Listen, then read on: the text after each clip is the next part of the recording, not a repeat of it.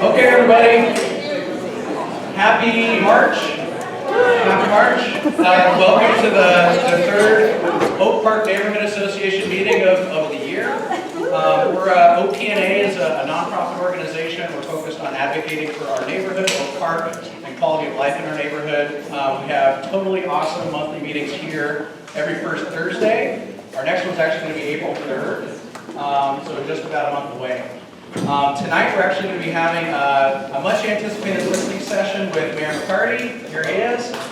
Thank you so much for making the time to be here. But before we go there, just want to kind of go through some introductory stuff, give some updates on what we've been up to as a neighborhood association, and then kind of set some ground rules just so we ensure we have a good conversation. So with that, I actually want to have our OPNA board members raise their hands. Where are you guys? Those are our amazing board members. You guys just want to shout out, name and where in the neighborhood you are. Let's start with Michael. Michael Blair, and I'm right here. Loyal Terry lives right next to Sacramento. Oh, EJ Aguayo, I'm on 12th and 42nd. Okay. Isabel de la Cruz, I'm off 42nd and 7th. Kimberly So, 10th and 35th, 10th Avenue. Rosie Ramos, I'm on second. Oh, sorry, off of second on Santa Cruz. Patricia Burris on 10th Avenue. We're missing myself. I'm on 4th Avenue. So with that, so we actually have some really good food, and we are blessed with the presence of, actually, where are they? Where are all of them? There they are. We're blessed with the presence of the folks who prepared the food for us tonight. This is a brand new restaurant in Oak Park. Woo! What's the name of this place?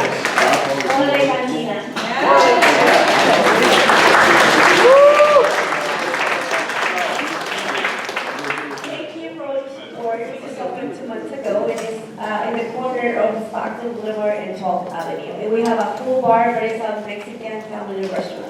So thank you for all your support. And we have our table live music every Sunday. Great. You guys have a happy hour? Loyal and Ethan. Not yet. You know the camera's right Next here. one. EJ, just letting you know. Oh, Camera's okay. right here. Oh my God. Okay, that's great to know. Thank you so much for being here. And what we always do at the OPNA meetings is we use a different neighborhood restaurant. We have a budget each month, and we want to spend our dollars in the neighborhood and try out new places, right? That's the whole point. And then before we get rolling with the listening session, I also want to just turn it over to our committee leads to give some quick updates about what we've been doing as a neighborhood association. I'm actually going to hand it over to maybe Isabel first, just a quick update about kind of these gift baskets we're thinking about doing. Oh, yeah. Hi there, folks. Thanks for joining. Marketing and outreach is just really an opportunity for us to connect with people and get more people in the room. And we're trying to do quarterly welcome baskets to share information and resources about small businesses in our neighborhood and give a little history about the neighborhood as well. So if you're interested in passing these out or adding to the welcome basket, sign up on our list right here. These are for new residents. So whenever a new resident moves in the neighborhood, we have a folder, coupons, neighborhood association info, other stuff they should know, those sorts of things. So they kind of get engaged. And so we have so that's our marketing committee. We also have a parks and beautification committee. Hi, good evening, everyone. Coming up on March 22nd, we're going to have the fruit share. We're going to go over to Community Fruit 916 and work with them to pick citrus fruits off the trees and donate it to a community center here in Oak Park. We also have, we did some cleanup on the 34th Street Community Garden. We're trying to get it on the Native Garden Tour, and Habitat for Humanity is also looking at it to help us create a beautiful space there, and more to come on that. Hi everyone, Rosie. I am on the events and fundraising committee. We haven't kicked off this year just yet, but we are going to be prepping for Celebrate Oak Park. So we had a good chat last meeting and some brainstorming ideas, so we're going to be following up on that very soon. And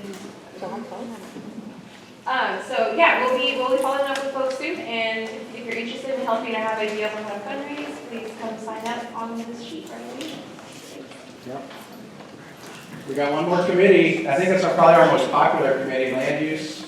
Over here, do you want to tell folks about kind of what we're thinking first with this Urban Lands Institute ULI thing, and then some other cool stuff? Yeah, I've been super busy, so I haven't sent out emails on the land use stuff. But I think the biggest thing that's going on in land use right now is the new zoning ordinances happening. It's like new things are getting submitted, new housing that has like more units, more duplex, that kind of stuff. And I've been noticing that slowly pop up in that part. But then there's also the, what is it? What's it called? ULI, which is, I talked about it last time, for those who were here, I guess. Which is, they run a workshop, it's like 8 hours, only like 20 to 25 people end up going, but it's more about gating information, ice to spread. But it's about, it's a event that's set up to do like a mock building a plan for like a development. So you'd like go through all the processes, different people have different roles in setting that, like what different parts of development and stuff. And then at the end you have a proposal and you show it to like a mock council to kind of get approved or not. And it's mostly just about learning the whole process of how new developments happen. And that'll be in April. So do we have dates yet? Okay. That's about all I have. So if you guys are interested in a super deep dive, 8-hour land use, free lunch, deep dive somewhere in Oak Park to just like get together with 20 other people and learn how housing, development, all that sort of thing works and the whole process, this is going to be a really cool opportunity. So we have 4 sign-in sheets. You heard from our 4 committees. We have 4 sign-in sheets on this table. Feel free to drop your info if you want to get kind of updates about each of these committees. Okay, right here. So I think with that, I'm going to turn it over to my colleague Michael Blair, Vice President, to just kind of set some ground rules and maybe sell some shirts. Hey. I know, so we're here today to do something really cool, but I noticed everybody is just paying attention to those shirts over there because, I mean, goodness gracious, they just look so good, right?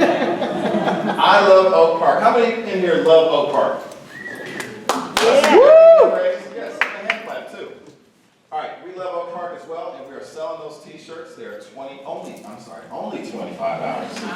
And those are the cost because we use this money to be able to have this delicious food, this delicious taco bar, and we feed every single month. So when you come out, if you're hungry, you bring your family, we'll feed you, do everything we can, but of course that costs money, and we want to keep things rolling. So help support us. We have other programs too, like Oak Park Cares, where we started Oak Park Cares back when the pandemic was going on, and folks just were having a hard time paying their bills, the SMUD, the PG&E, that kind of stuff.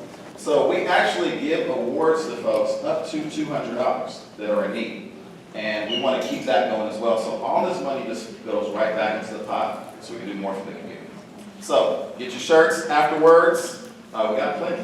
See those 2 big boxes? I'm going to empty them out. So help me empty them out. All right, and then also, before we do anything, we have to give a huge shout out to the Oak Park Community Center.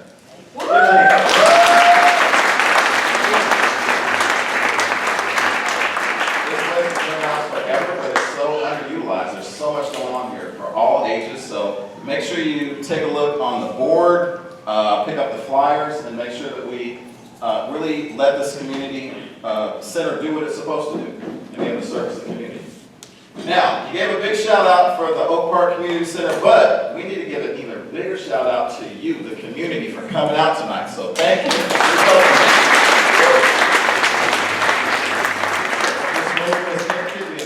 Vibe, and I'm glad to see everybody. It's like a reunion, so thanks for coming out. You okay? You good? All right, great. All right, so we have some rules. They give me a script because they don't trust me, so I have to read the script. I can't go off. So our rules today are we're going to have you speak, say what's on your mind, say your thoughts, ideas, and concerns and priorities for Oak Park. And we're going to give you 45 seconds max to do that. So be thinking in advance what you want to say, how you want to say it, how you want to articulate it. And then you get out in 45 seconds and we get to share the mic. And I'm not going to hand it to you, so just know. I'm going to point it to you, but I'm not letting go. So just know. Right?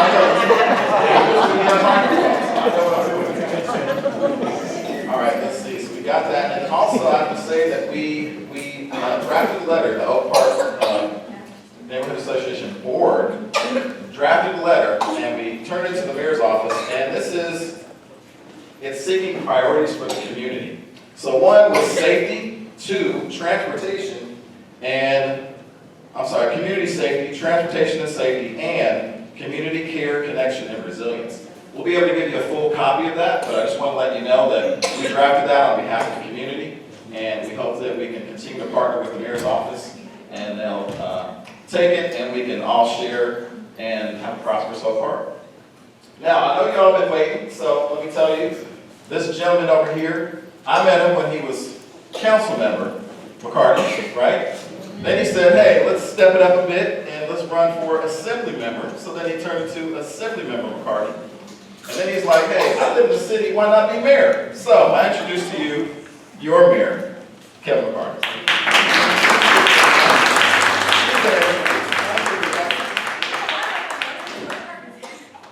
All right, I'll hand her the mic. She can take it. You can. Give it up for Michael Blair. Hi everyone, my name is Katie Maple. I'm your city council member, and I'm going to be very, very brief because you're not here for me. But I did have a couple things I wanted to say. One, I really want to touch on the Park Community Center. I'm wondering if the team here can maybe either stand up or raise your hands if you work at the Oak Park Community Center. These individuals and many others are here every single day, early in the morning, late in the evening. They're doing incredible work. Do you know that we have a wonderful state-of-the-art gym with almost brand new equipment in it that is free to the community and you can sign up and use it? Yes, you can be here between 8 a.m. and 8 p.m. and use the gym. You might see me there. And I was here early this morning. We do our senior walks here at the Oak Park Community Center starting the first Thursday of every month. We meet at 9 a.m. And the other event I want to tell you about is we have an incredible fitness trainer who's based here in Oak Park. Her name is Alexa Garcia. And she's doing a free event with our office right across the street at the City of Refuge. That's on March 22nd, a Saturday at 11 a.m. So I'm going to leave some flyers at the front. Please register, come by. Spots are limited. And now, it is my distinct pleasure to introduce our mayor, Kevin McCarty. Give it up. Well, thank you all for coming out tonight, and thanks for going over the ground rules. But by the way, those weren't our ground rules, so those are your ground rules. So we're good. Just engage, share your thoughts. Just be respectful to, of course, everybody around here and the process. So I've been mayor now for about 3 months, and we've had a couple dozen of these meetings around the city, neighborhoods from the northern part of the city all the way to the southern part of the city. I just want to hear you, engage with you. So I prefer it if you gave me your, as you said, 45 seconds or less, as you said, Michael, your ideas, your hopes, thoughts, and dreams. It could be a solution, it could be a remedy to our issues, or it could be just a problem that you want me to take a look at as well. If you do have a question, I'm not going to shy away from questions, but I really want to hear from you. And some of you said, well, you just ran for office for a year. What you and Dr. Flo, you ever heard the debates? Hey, Dr. Flo. And should you be going to yeah, we listen to people. Well, that's a different responsibility. Now I'm your mayor. I'm mayor for everybody in Sacramento, so I want to make sure I further engage. And, you know, most of the issues that I've heard about are citywide. Same issues with housing, homelessness, and our youth, public safety, and our streets, and traffic safety. There are some specific things. You can be like, hey, there's a vacant lot on MLK and 14th on the southwest corner, make sure, blah, blah, blah. So certainly you can talk about local issues as well. You know, it's good to be here in Oak Park. As you said, I was your state assembly rep for a decade, and as a council member, I was your adjacent representative. So I worked with Lauren and Jay on issues, and go back a long way here with Sandra with the redevelopment agency, and Robin Ware and Ron Emsley, focusing on neglected properties in these neighborhoods. So a lot of familiar faces, but you know what I'm really excited about? The new faces, the next generation. I love to see all the excitement in Oak Park, people stepping up, not only living here, but engaging. And I went to a community meeting last night, and I wanted to finish the neighborhood, but there were 7 people at that neighborhood meeting. Tonight we have a full house, so hats off to you for caring about your neighborhood and stepping up and giving your opinion. So, who wants to go first? Don't be shy. No, you're not shy. That's why you came here tonight. And by the way, I told you no, but I have a black shirt, I forgot it at home, but I'm gonna get a companion white one in 2 I seconds. think we have 22. No, I'm gonna get a white Put one. it out on the newsletter or something? I think I heard the mayor's office is buying a pallet. All right, who's standing up first? I saw two. Liz.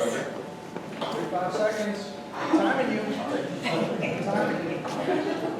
Hi, Mr. Mayor, my name is Elizabeth Ochoa, and I have a concern about crime. Recently at a convenience store that's not far from here, the ATF, the DEA, and some probation office and some other law enforcement were there, thank goodness, because there were some shots. And they took out some guns from a rental house that's nearby the convenience store. So my neighbors and I are very concerned about crime, and I think even if you don't live near this area, you should be concerned anyway. You did wonders getting that extra. What is your plan for public safety? Your plan. My plan? I don't have a badge, you know, but we've got to pay attention to me. What we did was call the police. You know, and again, I'm fine answering questions, but I really want to hear from you. I want to hear what you'd like to see us do, the city do, what you'd like to see me prioritize. I want to hear more from you. If you've got it. Yeah.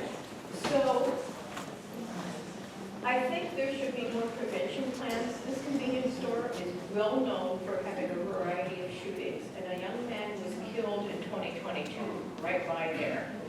I heard the gunshots. I was in the area at the time, and I heard the gunshots. And I thought that must be a 45, and I don't even know anything about guns. It was that big of a sound. So, what we could do is call it in. My neighbors and I feel like we're powerless over this issue.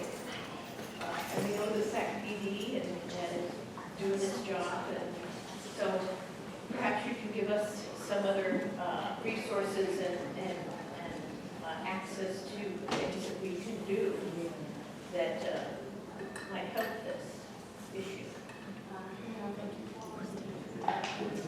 All right, so we can keep it going with the next question. We'll take that under consideration and give some feedback. I had a question more things for the community for the kids. We have like the after-school program, but we don't have anything designated for the older kids that don't have anything to do after school that need like a safe place. And I was wondering what they were thinking about adding to that. All right, who else? Next. Do not be shy. Come on, y'all. You got something. Here we go, over All right, here. here we go. I just have a comment because on public safety, you said, what's your plan? There was a time when city council wanted to put some type of shelter in each district. We need to start instituting life skills for those that, for whatever reason, choose not to. We have people that receive an SSI that don't want to pay rent, don't want to buy food. I can give you pictures around Oak Park, Sacramento, and a lot of other cities. I have seen from Washington, Nevada, and San Diego the unhoused. But we are not doing a service, and it's not the cost of housing, because they choose not to be housed. But we need to have a designated area in Sacramento for each council district and give them a set of rules. You can go here, and there's other options. Shelter. Homeless shelter. I didn't say shelter because they don't want to go to shelter. They don't want 4 rooms. 8 o'clock in the morning, across from Kiki Kenny, you have a guy with a 40-ounce malt liquor can. You have a homeless encampment, across from American Legion. How long did it take us to get that encampment cleaned up at Circle M? Too long. The number of syringes along this property, if they're on this property and they're here at night, because I'm in the neighborhood too, where are they going to relieve their feces, their urine, their needles? They're not properly disposed. McClatchy Park, Michael Benjamin. McClatchy Park, a bunch of kids found a syringe and used it to throw it at each other as sharks. That's not safe. And if that's the park, and then you have a school, American Legion, and P.P. Kinney, and Oak Ridge, we need to come up with some solutions, because it's not just me, and it's not just you, because you're gonna have your other committees to work on it, but somebody needs to come and do something. This is 2025. When we had encampments along Richards and Jaboon, now we got all this education, all this money, and we have no solutions. All right.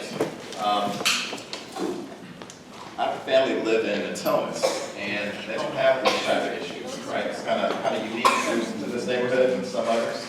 So we definitely have some challenges that others don't. But we need to continue to talk about this and continue to use these platforms. So who's next? Sir.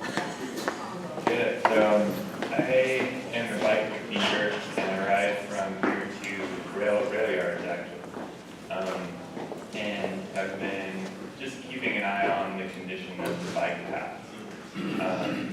And I've noticed within the last 6 months, specifically the 99 underpass area has been getting a little bit harder to ride right through day and night due to things being in the way, vehicles being in the way. I've noticed an increase in the amount of times where there are obstructions where there weren't, or when they were there, they didn't last very, very long. Like on Second Avenue? Yeah, right. And then also the little road on the side heading to 32nd Street. So I just wanted to bring that up, that I've seen an increase there. Also, I've been going to the rail yards. Basically, I have a few different routes that are good. I have found that like 26th Street is good, G is great. Seems like cars actually are less likely to cut me off. I've got lights during the daytime, whereas other streets, you always kind of run the risk. But one of the better routes to bike from anywhere in the grid to the rail yards to the new May Lee building is 12. And they have the infrastructure already there with like the lane, the bullards, all that kind of stuff. But you don't want to ride there because it's not safe. And there's a bunch of trash in the bike path, and same story on 7th Street. So what I've been doing is riding over the 6th Street Bridge. And that is, although a little bit rough at times, has been a lot safer because there aren't many cars on a turn. So I would just say making the 5th and 6th Street bridges open and clear and safe, it would be a great priority after taking care of 12th Street and 7th Street, because especially with folks going back to the office. Bridges in the rail yards. Well, yeah, so those would also. We're about 3 minutes, just so you know. Thanks. All right, you all being very specific, I love it because this really helps. And I know this probably feels a little awkward because you're saying these issues, but you're not getting the answers. And how many times have you been, in front of a politician, they're just doing all the talking and you can't say anything, right? That's usually the way it goes. So this time, we need to take advantage of this because now we get to do all the talking.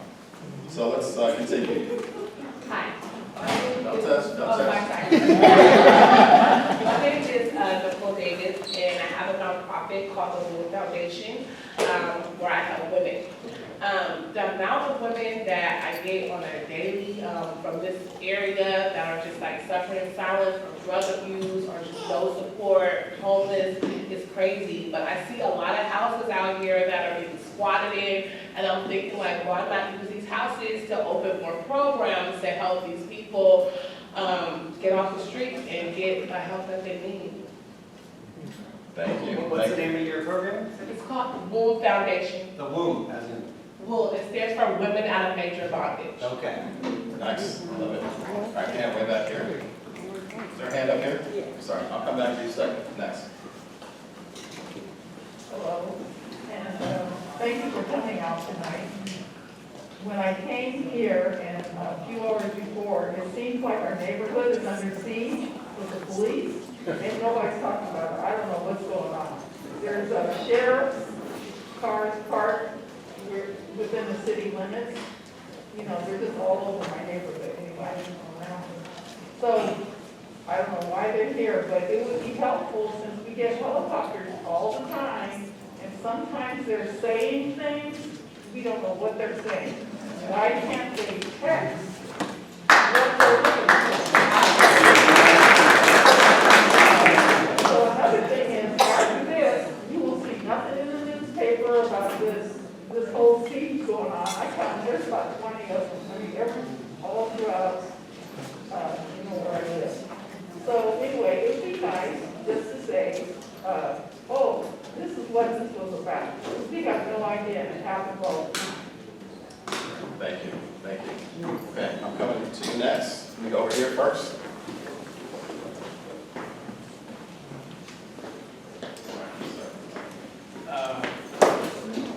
From an old part here, if I can be here, live by Sacramento High School, by very specific.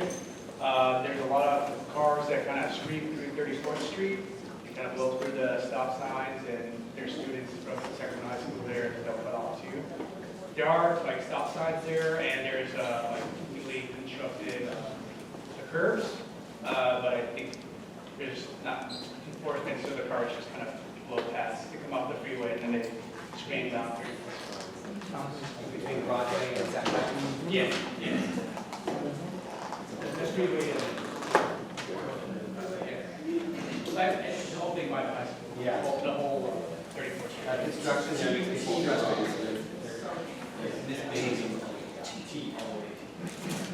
All right, we got one more here. No, not that. Hi, I'm Yesenia Jimenez. I live right by the Passion Park. I think for me, one of the recent concerns I've had, President's Day, as many of you probably saw, Goodwill had a sale. So I participated in the sale. It was a really good thrifting opportunity.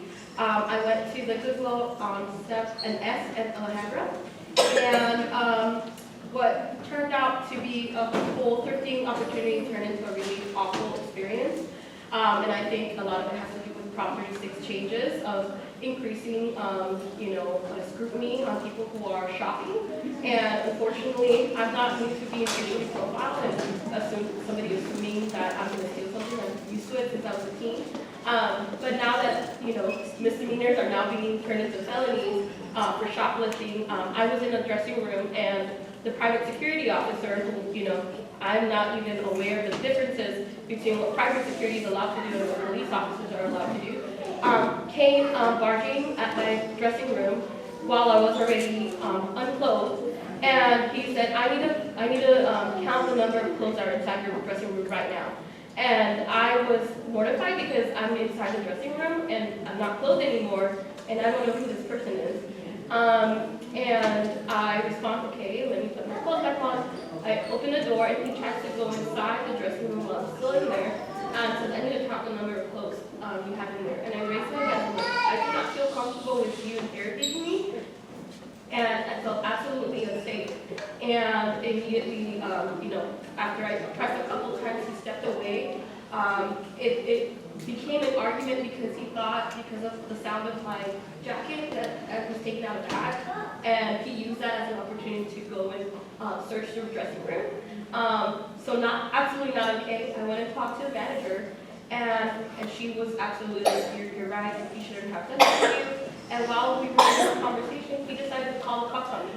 And of course, I just didn't know what to do in that situation. He was like, you just wait a second here, and the cops are gonna come here, and you can tell them all that you're telling this manager right here. And like all the women, the sales associates were like telling him, why did you do this? Why did you call the cops on her? Like it was not her fault. There was a lady who was shopping who recorded the whole situation and was just like, it's unfortunate that this is happening across so many places. It didn't just happen at Goodwill. She was telling me how that happened to her at the mall. And so just increased scrutiny that especially people of color, women of color, are experiencing as a result of these changes. And so I just really want to ask you, like, what are our ways that we can keep us, like community members, safe who don't agree with the amount of policing that is happening on our bodies? and the very real risks that we are experiencing when we get the cops called on us for no damn reason.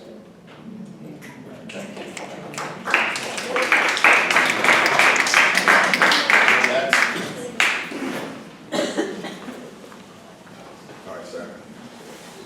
I got you. Thank you so much for sharing your story, and I guess the comments I want to make is also related to this theme of crime, and I also actually I had to get my car searched to get over here to this meeting today because I live on 11th Avenue where the sheriffs were blocking off all sides of the street. And this next point is going to sound a little unrelated, but I think your office in general is really focused on a lot of workforce development and like getting community outreach into these communities that overall like trust has deteriorated over time. Just because we have seen in the past when you have police that are integrated with the community, that understand where people are coming from, that we see a lot of these things kind of fall apart. And in my professional career, I've worked on a lot of projects where it's like, how do you get people that historically don't trust government to come and get support from government, like the earned income tax credit?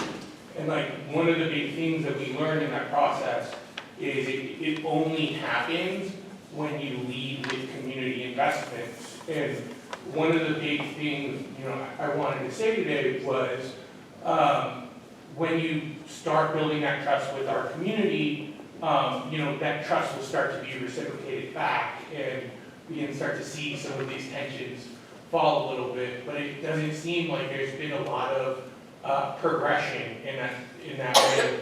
So you've only been in office for a month or so, but would love to hear more about that.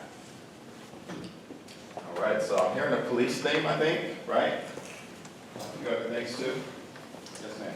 So I just want to address, I recently got a dog for Christmas, and I've noticed that our neighborhood has changed a lot with a whole bunch of responsible dog owners that are walking their dogs. Where do you live, what streets? On Santa Cruz and 11th Avenue. I grew up there. I went to Father Buchanan, Kit Carson, and Hiram Johnson, and graduated at Sac State. So, yeah.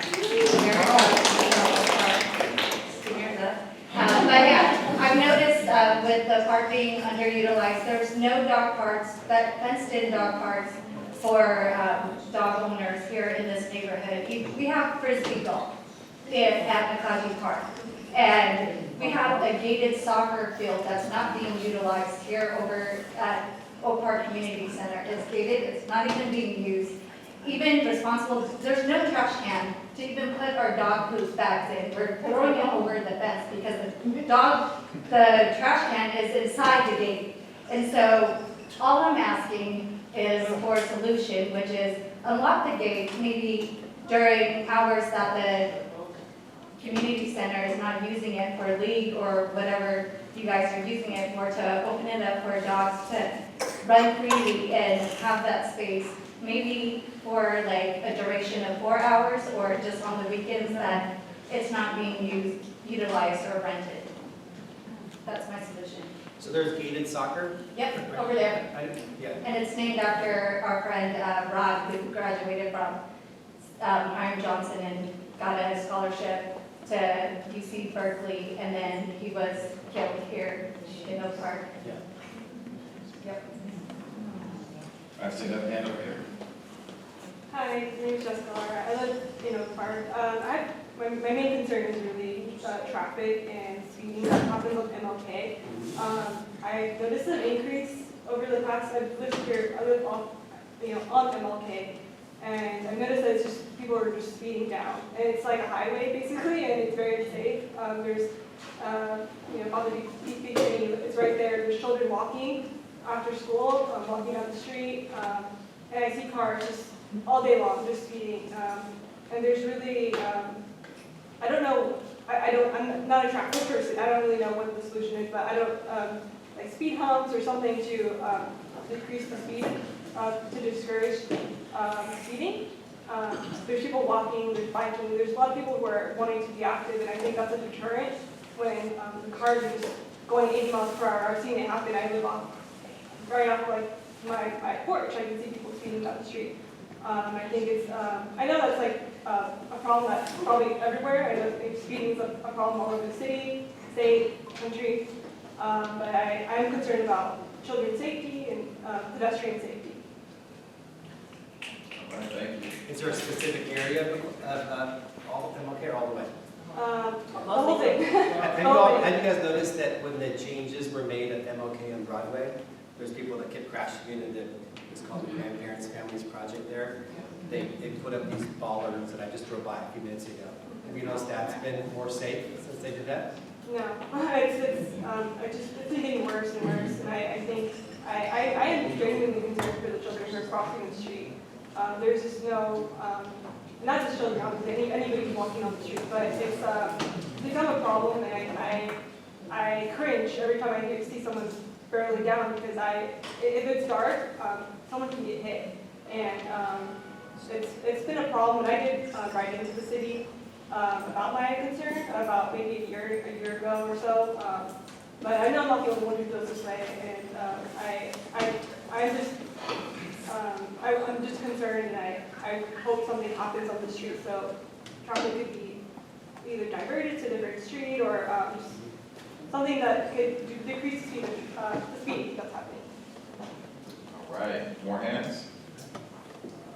One, and we'll come right back to you, Sandra.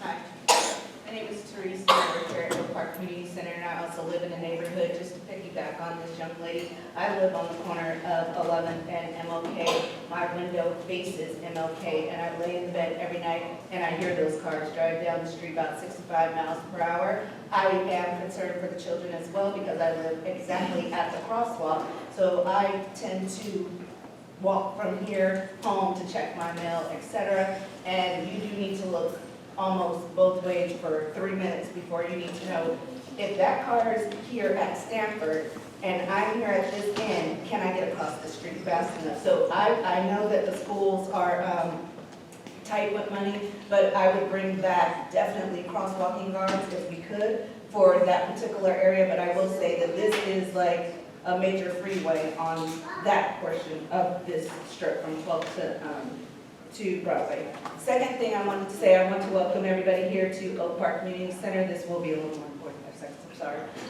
But I do want to share with you that we are a community here that loves the people here in the community, and we do have programs here for youth, for teens, and for seniors.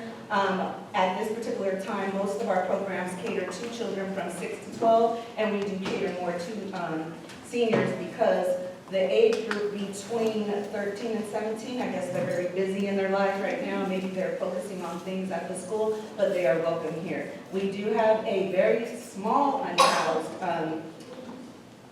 problem, just like everybody else in every neighborhood here, but I will tell you that I personally, along with my boss Kyle, I work very hard with the unhoused here to try to make sure that they are loved, cared for, and treated fairly. A lot of people do not like to have to deal with unhoused people, and if you get to know them, and you get to speak with them, and get to understand them, I cannot provide them all the help that they need, but I try my very best to educate them. I speak with Miss Pat. I understand her concerns in the neighborhood because at the end of the day, we have homeowners here, we have renters here, we have loving and caring people here, and I am a transplant from the Bay Area, but I've been here for 6 years. I love Oak Park. I'm going to continue to love Oak Park, but we do just need a little more help here. But I'd also love to see you guys not just come out to the neighborhood association meeting.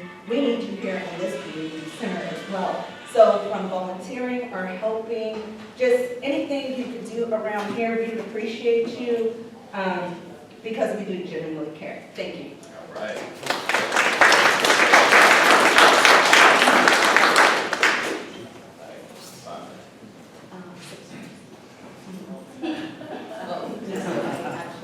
Okay, thank you. Just 3 quick things, Mayor. First is, my office is there at Martin Luther King and Broadway, and we were the ones that the car ran into. The place burned down, and we were out for about a year. So the bullets and stuff are working better. We haven't had an accident since then, but we're in a senior housing complex, and then there's a second one next to us. And so I think it is really important for safety and transportation for them, and for all of us as we move around in Oak Park. So I think we were looking at a roundabout. I don't know where that is now, but that would be still a good idea. I know you may need to, so that's one thing. The second thing is about, I want to just co-sign about the preventive thing for the safety issues. Again, thank God it was on Saturday, but the bullet came through our door, hit one of our art pieces. And if we had been in there, then obviously it could have been a different situation. So I'm really interested in what we can do for preventive things and supportive things, and how we may be able to help to keep it safe, and to really not let institutions continue to be magnets for things that could go wrong. And then the last thing I want to say is about housing. And to the sister that talked over there, we do have 2 senior complexes. One, shout out, that was just completed, and I know they're occupied, but there is a shortage. There's a lot of single-family homes, which makes it very expensive for people to rent. I would like to encourage, because right now, because Oak Park is probably have more than its fair share, we don't get any breaks in trying to get affordable housing money, because it's all going to go to the other side of Broadway and not to the south side where we really need it. So I would like to encourage to have some kind of program or incentive to be competitive, because it's very competitive for those dollars, to bring some multi-family affordable housing here. There are several lots. I know Habitat for Humanities is doing a lot, but we need some multi-family affordable housing for people that work here. And I just wanted to say, when the safety issue happened with the bulleting stuff, Councilmember Maple and the police were responsive. But again, if we can be sort of preventive and help if there are programs, then maybe that won't happen again. Thank you. All right, so a few more hands. 1, 2, and 3. Yes, sir. Hi, my name's Matthew Presant. I'm from Find Out Farms. I'm a little bit of an interloper tonight. I live in the Finger in South Oak Park, so I'm actually not living in the city, so thanks for having me, everybody. One day, maybe you'll be the city. Well, you know, we can talk about that. Need one great person to file the annexation papers, taking number 1. But then you're going to take my rooster away.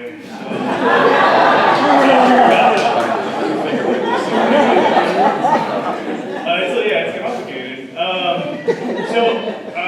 run a small urban farm and a community composting operation there, as well as a community gleaning program. If you got more into it, I was on a tree 5 hours ago.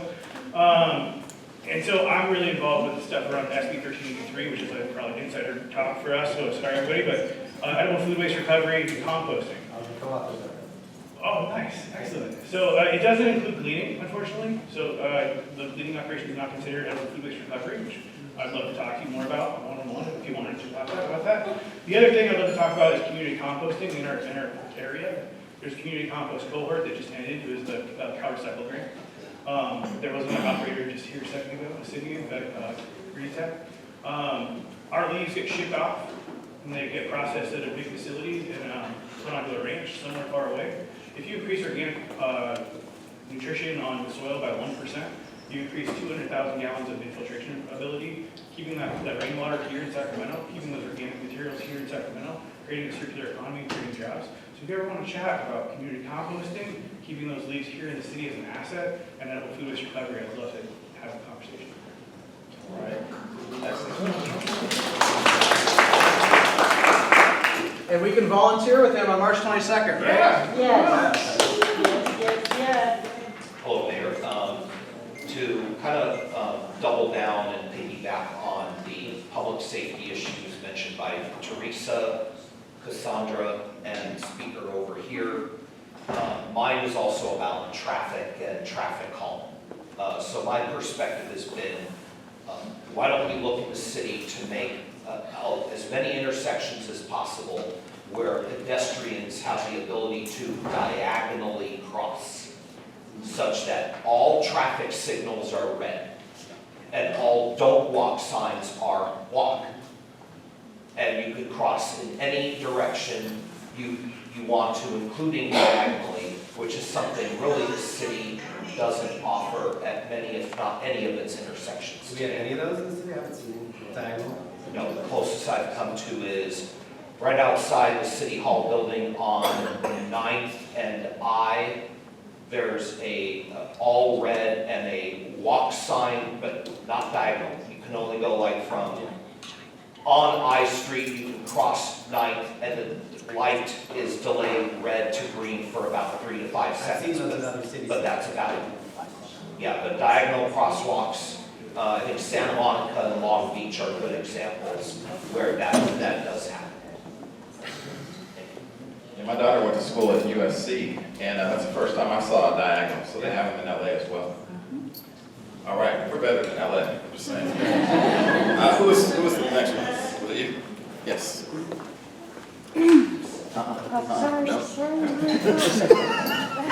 Even board members? Yes, yes.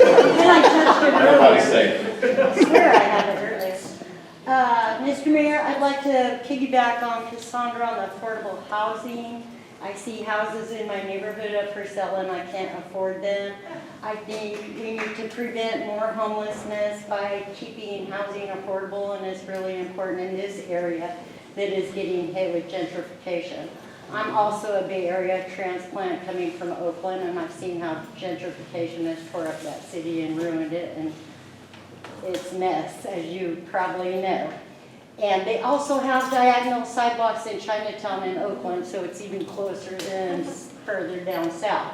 The other thing I want to speak on is something that's been brought up at our community meetings from Flowers Fish Market. She's not here, but some of those small businesses are sitting in the dark. It's right across the street. They could be open later and provide more for the community, but the lighting situation is hurting that business. And I understand that's a call from small businesses from this part of Oak Park to South Oak Park. Broadway Triangle is not the only highlighted area. We want to highlight all of Oak Park, including South Oak Park, which this is our president of the South Park. South Oak Park neighborhood. Right here. You got it, you got it. That's it, thank you. Thank you, appreciate it. How about you? Hey there, Mayor. A couple suggestions and one request here. So I would love to see a little bit more seating in the park. Throughout the day, it's all taken up. Apache Park? Apache Park, yeah. There's plenty of space to add some more seating, so if we can do that. I know we have to treat with the compassion, so just add more seating there. On the traffic front, we're right at Broadway and MLK as well, and I brought this up many times. If we can change the light timing, that would alleviate a lot of these issues, because it's a red light going right when you're coming down Broadway, and if it just maintained green more often, that would keep the traffic moving. There's really no reason to have it turn red for most of the time anyway. And then on the overall traffic front, just to keep traffic moving, I know folks want to slow it down in many ways, but if we can bring in some kind of redirect on some of the climate funds to provide more sensors for these things. What I'm sure I'm not by myself, one of the biggest pet peeves is when you're at a red light and there's no cars going perpendicular and you're just stopped for no reason. So if there's a way that we can have better sensors that are more dynamic to move traffic along, that would really help the situation. All right. Great. Go ahead next. Yes, sir. What's up, Mayor? My name's Gustavo. I'm a return to Park right on Broadway. My main concern is specifically with policing and the way you as mayor have positioned yourself as going towards policing. It was very difficult for me to put my vote, but I honestly ended up not voting for you because of policing and the way you went about how you would respond to certain things. You were discussing things like cracking down on shoplifting, which I think would just lead into the very situations that community member over here mentioned, where the over-reliance on police leads to over-policing on the community members. And I just think that police are taught to view many people from the community as a threat versus somebody that they are there to assist. I know, waxing philosophically, but I think there are 3 things that I think would be very beneficial to have the community view this as less of a police forcing us to do things and more of like, the police are here to help our community. The first would be to do things like not participating in Department of Defense's 1033 programs, which for those that don't know, the Department of Defense gives free military weapons to any law enforcement agency that asks for it. If they qualify for it, they get it for free. The second would be that I don't think that police officers should be the main first responders when it comes to mental health crises. Because I just think that that leads time and time again to people dying and just a lot of hurt for the community. And then the other is, I think it's pretty easy, sell the Brook. Like, City Council worked very hard to push for it, and it hasn't been used in 2 years. I just think it exemplifies that like militarization of the police that people don't want to see in their communities. Just those 3 things. I'm learning so much tonight. This is great. We need to do this more often. By the way, I promise you, I have a photographic memory, so I remembered almost everything. But in addition, I'm taking great notes of all of our community listening tours. We have a big list of all these ideas, and you'd be surprised at how many of the same issues come up, no matter where I'm at. The north part about the city, the south part's everywhere in between. Any solutions on any of it? Every Tuesday night. All right, we have our next question or comment. Tracy Wilson, friend and supporter here of Oak Park. What I would like is to see more financial empowerment to bring more businesses into the area because they, especially with safety, they're not going to cost a little bit for starting businesses here, but bring more businesses, more incentives for businesses to come here and workshops and resources for the current business owners to help them maintain and, keep their business up. I work in finance and I have a lot of resources and services myself that I can provide, so I'm happy to not just suggest, but hands-on and help and support. So I would like to collaborate and partner with others, families, and business owners. What type of finance do you work in? So I do asset protection and I help with taxes. So business owners that I do the things that the accountants and tax professionals miss. So I do that part of the coding, but yes. Thank you. Yeah, so I've heard a lot, but I just want to say, I was your assembly member, and one of my I got to author, I think, 101 laws. And one of my favorite laws that I think is probably one of the most popular that I go around is that starting next year, every high school kid in California will graduate with a course in financial literacy. So that's a big deal. So, I'm really excited about that, so I wanted to share that with you. Yeah, hi, my name's John. I just want to throw my weight behind what a lot of people have been saying about the traffic. Right now, the only part of Broadway that has 2 lanes going in either direction is Oak Park. And it creates like a passable situation where cars can go even faster to get around other cars. And we've seen at the top end of our street on 43rd and Broadway some deadly and brutal accidents. And I do want to say that the bollards you call them? Yeah. At Broadway and MLK? Yeah. They did help a lot. When we drive home, that's where we go by.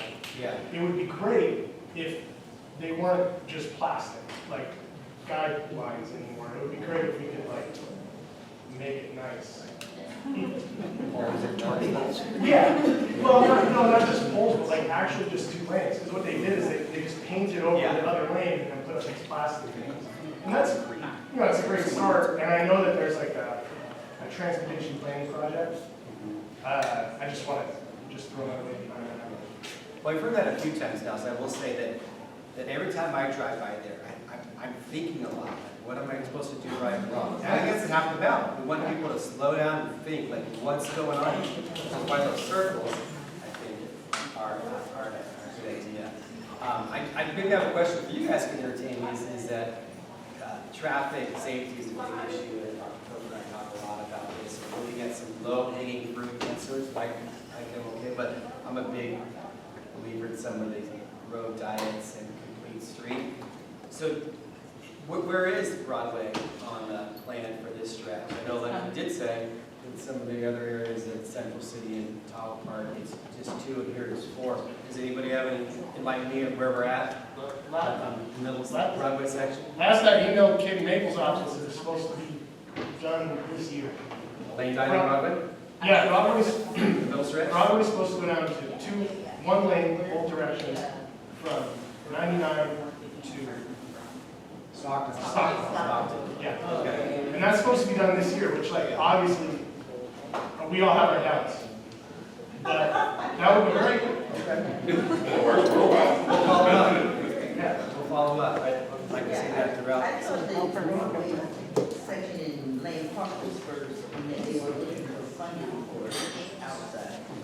So maybe that was a earlier implementation, but I don't think they had money for it. All right, 15 minute warning. Yeah, I wanted to mention, there used to be, when the Oak Park Neighborhood Association was put together, various people, wonderful people, Tom Sumner and many others, used to meet with the police once a month. It was called Cops and Coffee. Oh, I remember that. And, thank you. And Mr. Mayor McCarty. And it seems like something like that needs to be reinstituted, where the community can sit down one-on-one and talk to the police department regarding that. That seems to be in order, so that the police can be closer to the community, and the community can feel like the police department is working with them, and that we are as one. That used to be, I used to attend all of them, and it was really, really rewarding. We could go outside and talk over particular personal issues, and it was very, very successful. So I'm going to suggest that we reignite something like Cops and Coffee once a month, so that the community can feel safer, feel that there is camaraderie and respect, and vice versa. That's all, and thank you. Thank you. Thank you. Adrian, you share some words on that? Yeah, and thanks, Robin. And I know Cops and Coffee goes back a long way.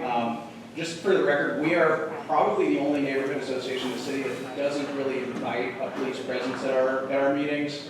That's primarily because we have a lot of community members who don't feel safe when there are cops on site. But I will say I think there is a way to balance it. And what we're exploring right now as a neighborhood association is having like 1 meeting a year or 2 meetings a year where cops will come, will make folks very aware of when they come, and they'll share stats, they'll share numbers, they'll share trends that they're seeing, because I think that is helpful for most people to know. So we're kind of experimenting with, we went through a 5-year period where no cops in any meetings are allowed, and we're trying to see if there's maybe like select meetings we can have where that data can be shared. And I do think that's probably the right approach, just so those people are completely lost.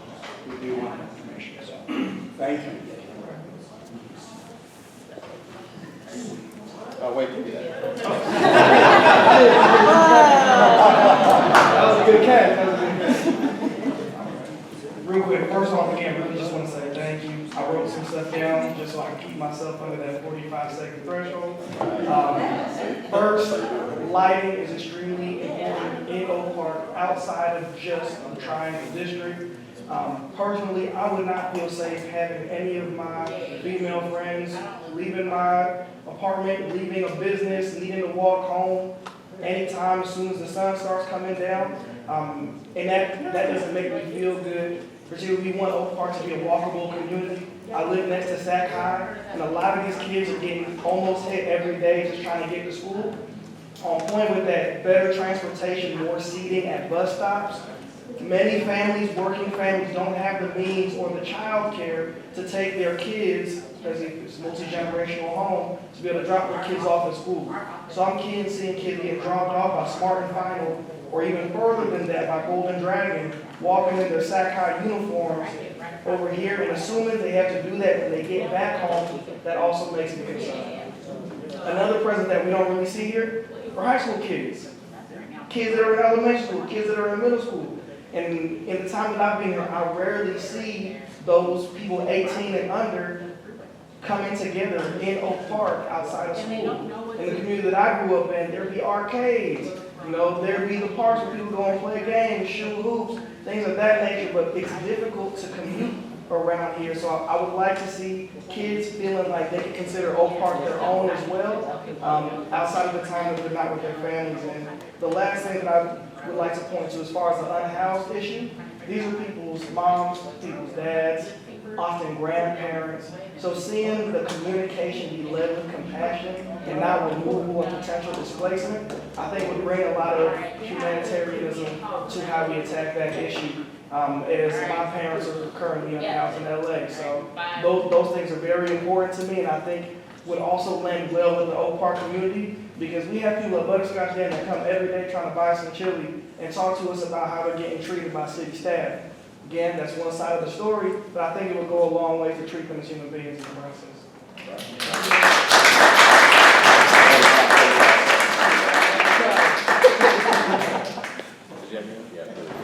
So my comments are incredibly fast, but more just a question about a program too, right? So vacant lots are a citywide issue, right? So obviously specific to Oak Park, because we're here.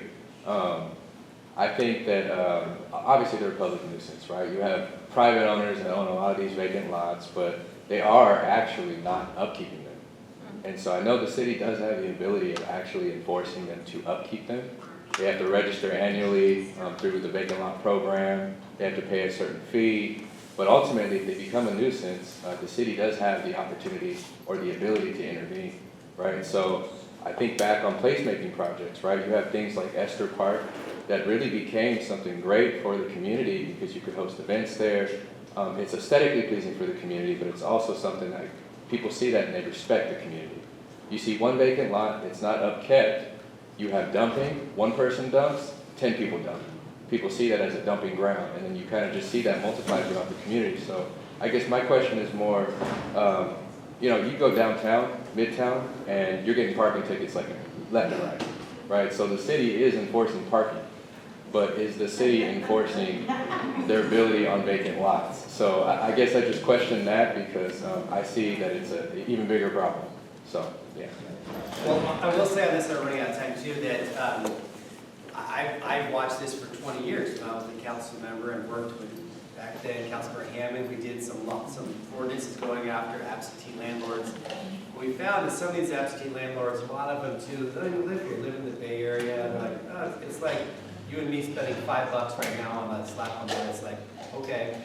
So people don't necessarily care. We put them on the nuisance list, but it's the cost of doing business. So we're actually looking at some remedies on policies and financial policies to get them back to the flip side, or housing and this and that, turning over so you can do something productive, take something negative and building something there that helps the community. But more importantly, the number one issue, I think, is building more housing in Sacramento. Yeah, thank you. All right, I'm gonna make my way around that way. Start with that. Got about 10 minutes, so if you got a burning question. I'll be very quick. I heard you were saying that you're hearing a lot of the same issues in different neighborhoods, and I know budgets are getting tight, there's less money available across the board. Just want you to prioritize us and our neighbors in neighborhoods like North Sac or Meadowview. I don't know about the Finger, I don't know anything about the Finger, but like any of the neighborhoods that are historically disinvested, whatever you can prioritize us, I think we really value that because there's just more safety issues, with transportation, with crime, just in our neighborhoods, and so we need your support. All right, so making my way around this way, I'll throw out one myself. Illegal dumping in the area, major issue. So I know that there's pickups and various things that go on, but there could be extra effort put in this neighborhood that just suffers from that a little more than some of the others. One thing, moving beyond the I know missing middle has happened and we're pushing for more housing. I think the next step, the thing that I want to see is more community businesses and retail locations, incentives for that, seeing like retail like spots, locations that happen within neighborhoods, smaller things, so it makes it easier, or like even abilities for like people to expand their house and add like commercial space onto it. Kind of like you see that a lot in like old versions of that in Midtown, but you kind of see it a little bit around here. But I think that's something that would be really great because it could allow like smaller businesses, more local businesses, more retail spots that are easier. Someone has a garage they convert, that's easier than having to rent out a place that's owned by some like big landlord or something like that. And just having more available. I know it's like I don't know, but that's something I really want to see as like a future thing, just so that there could be more like resources in neighborhoods and stuff. Thank you. Well, I love that shirt. Love it. See, hand up. I'm sorry, where's the hand? There we go. All right. Hey, yeah, so I want to start by thanking you for coming out and doing a listening tour, and in general, just really want to strongly encourage you to continue to engage in participatory community engagement, and that includes participatory budgeting and engaging the community in how we allocate our city funding. But I mostly want to talk about just really wanting to strongly encourage courageous leadership. And a lot of people have talked about open space and public parks, and we have so much empirical research. It's basically written in stone that green spaces, greenways, public parks, they improve community health. And about a half a year ago, we came and got a presentation at this neighborhood association on the city's parks plan. And we were told that the parks plan is actually to cut parks in Oak Park. So to me, I'm like, well, I can't see how that doesn't mean that you're trying to cut our community health in Oak Park.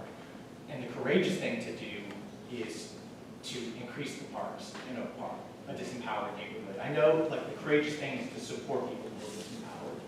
And when we talk about housing, we know what works for improving housing. And I believe that you know these things as well. We know that vacancy taxes increases the stock of housing and reduces the cost, but it takes courage to do vacancy tax, right? We know that reducing the ability of predatory LLCs and Zillow to come in and buy our houses from us and cash offers and disincentivizing that policy, we know that that improves the ability of people to get into and purchase houses, right? But that takes courage to do that because it feels like when we're in this room that we're the only ones speaking to you, but we know when you leave this room, you have a lot more power than people who are speaking to you, and we know it takes courage not to let those people's voices ring so much louder than our voices. But you have an opportunity to have a legacy in this city for the people who live here by being courageous, and I appreciate you being here, and I hope to see you be a courageous leader in that way.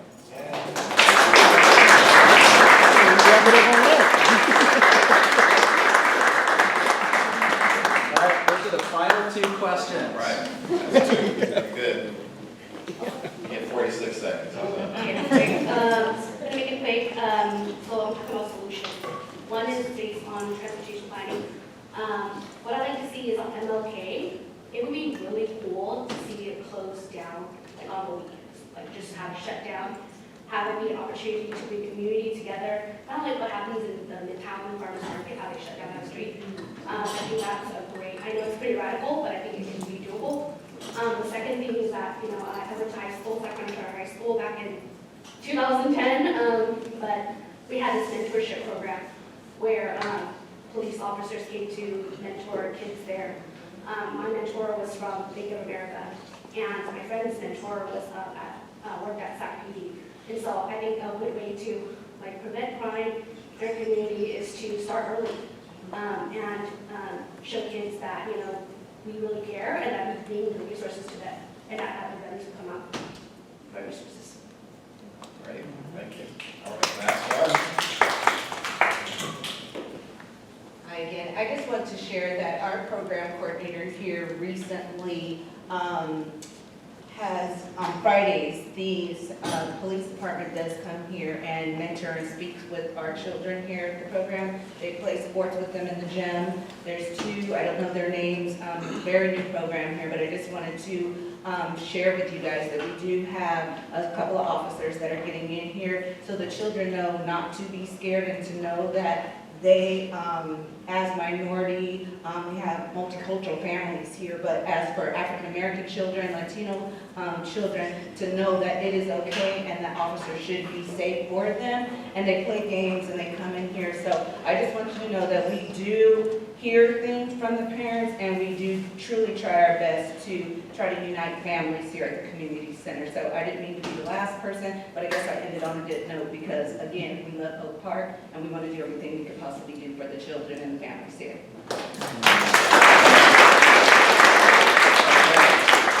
We've heard a lot of challenges that we have in this neighborhood, right? And there are a lot of challenges we've been hearing for a while, so we do want solutions. Part of the solution is the city and the mayor, part of the solution is us. And I think a way we can solve a whole lot of what we heard tonight is if we buy a t-shirt. T-shirts is gonna solve a lot of our problems. So maybe we have a t-shirt too? Plenty of ways to do that. Adjourn, next on the agenda, we're good? Let's see if the mayor has any wrap-up comments. All right, I'm actually gonna let him hold the mic too, look at this. Well, as Michael said, we're up there every Tuesday night with solutions, as this young lady in the purple hat said, when do we act? Every Tuesday night. But I will say it makes our job easier, your council members' job easier, more enjoyable to have you all involved in the process. To have you all helping us vote on these policies on missing middle, to help vote on these policies on vacant lots. And so stay engaged, be involved, and we're counting on you, because at the end of the day, we're all in this thing together. So this is not the first time coming around. This is a process. For those of you who don't know, I've been doing this, going around our communities for a long time as your elected official. So you'll see me out in the community. Never be bashful to come up and say hi. Just always be respectful. I wish we saw more teenagers here, but unfortunately I got 2 teenagers at home, 16-year-olds, and they're not into this stuff. They're into this stuff. But you know, we have a lot of challenges. Wasn't no questions tonight about the federal level. That's just frightening. I think we're probably too afraid to talk about that because it's just too overwhelming. But questions of how it impacts our communities with immigration, pulling money back from the federal government. There's a lot of uncertainty, but we're going to keep the show on the road, focusing on our local priorities, focusing on our Sacramento values, not getting distracted. So, yeah, thank you for coming here tonight and sharing your perspective, and hope to see you soon. Thank you. And before you leave, and we have one more session, so don't get up. We just want to present you with our priorities letter. You know, you're talking about round of applause. Talking about what's happening at the federal level, what we do here every month, I think, is we do community healing and a lot of important work that is going to ensure that our community is resilient in the face of a lot of gnarly, awful things that are happening at the federal level. So we're going to continue doing our part too, absolutely. And so thank you for being here. So next up, we have our final chunk of our meeting, which is announcements. This is a lot of people's favorite part, by the way. So I for sure want to make sure that our friends over here have the opportunity, because I don't know if you heard, but there were some instruments going on today. Did you guys pick up on that? So at key points throughout the meeting, there was some music. All right, you guys, we're doing announcements. All right, what's going on over here? What's with these instruments and these shirts? So we are the Brazilian Capoeira group. We offer classes here at Oak Park Community Center on Saturdays at 10:30. Our master is from Salvador, Brazil, so we teach you the music, the movement, the culture. It is an amazing way to work out, but also have fun. We have a lot of fun, and so you don't need any experience. We welcome you to join us and play some music, and then move yourself. So come out and have fun with us here. Thank you. Thank you. And then there's an announcement from Jareen Williams. Jareen Williams is the operator of the Oak Park Farmers Market. Who has heard of the Oak Park Farmers Market? So the Oak Park Farmers Market is our amazing neighborhood market. I think it's starting up soon, the new season. Yeah. Hello everyone. I think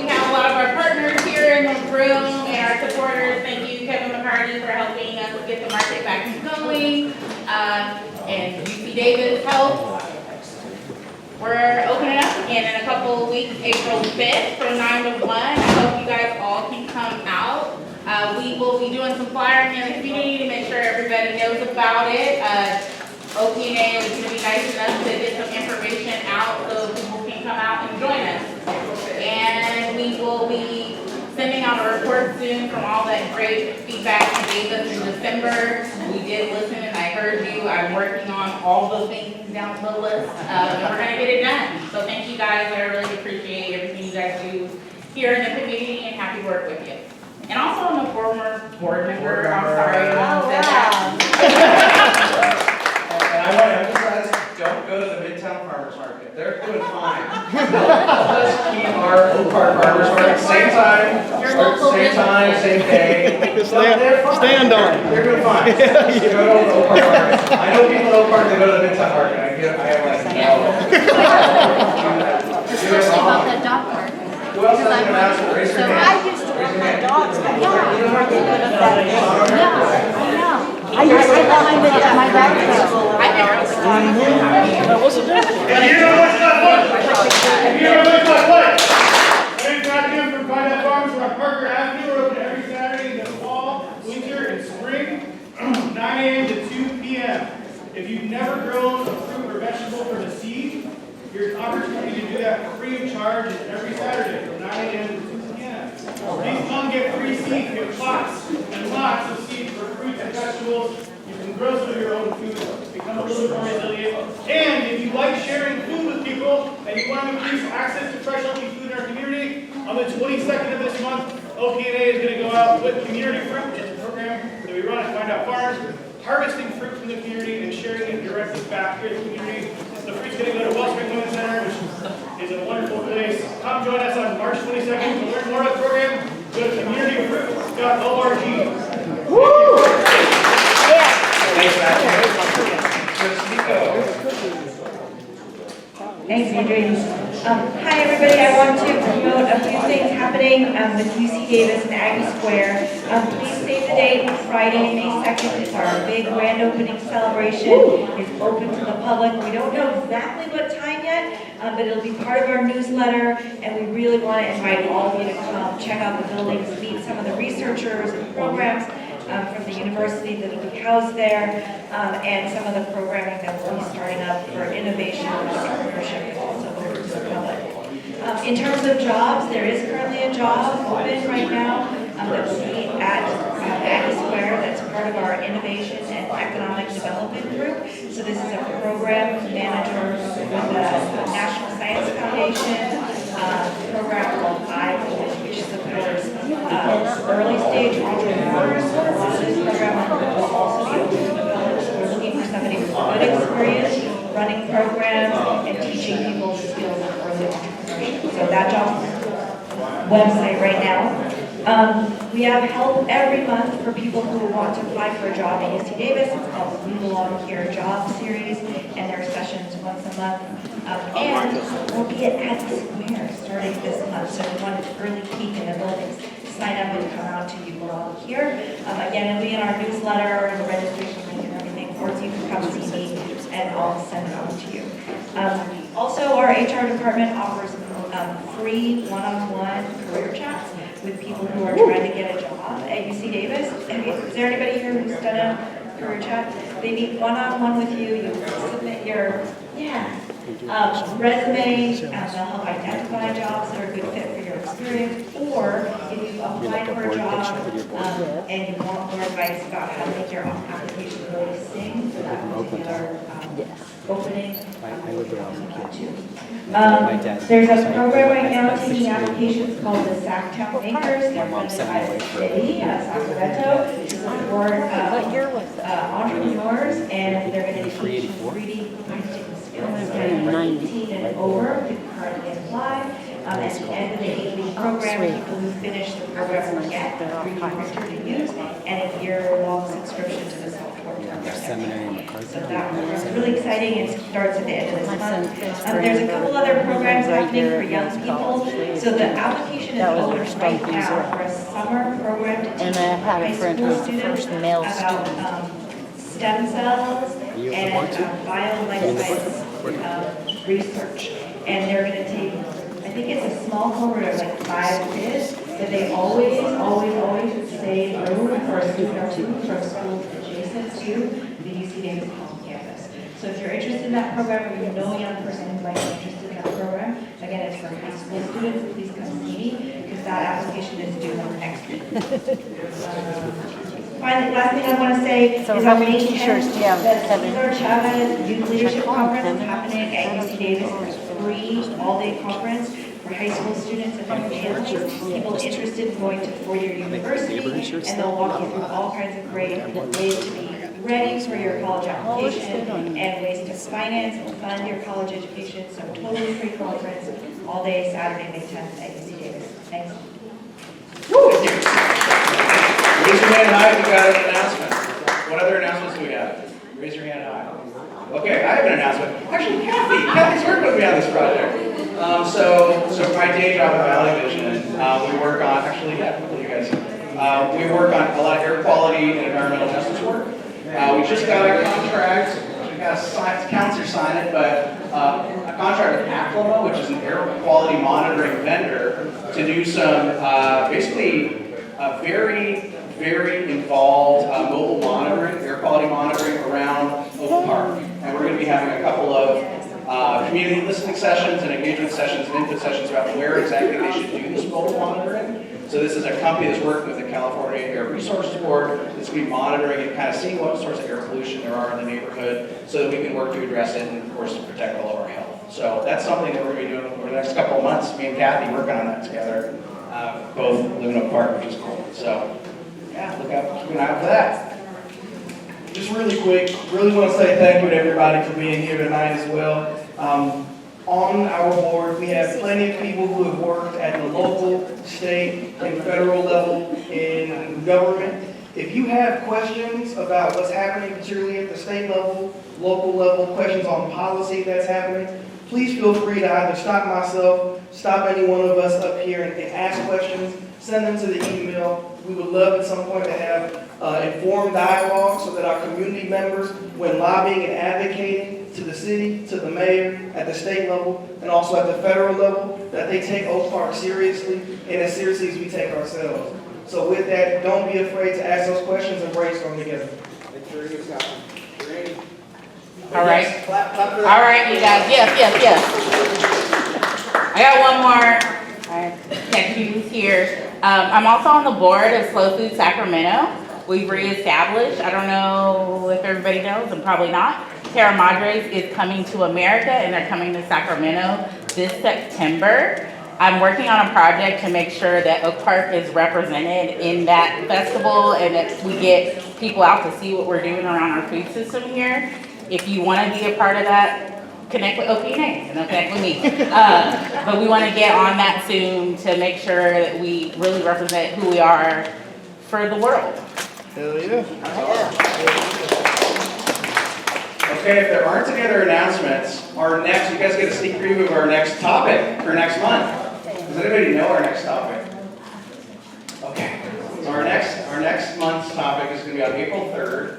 And we're going to be having Alchemist CDC come in, and we're going to do a deep dive about the Oak Park Art Garden, all the things that are planned for the site. They got a big grant, they got money from then Mayor McCarty. There's a lot going on with the site, including a tool library and a bike fixery and community space, community orchard, all sorts of cool stuff. I know it's been a little slow to get launched because of some other challenges that I hope we'll learn about. So deep dive on Oak Park Art Garden on April 3rd, among maybe some other surprises. So hope to see you guys back on April 3rd. Sign up for a committee if you haven't already. Go to the table, buy a shirt if you haven't already, and then we have a tip jar that helps us pay for the food. So thank you guys for coming. We'll see you next week. Oh, you did?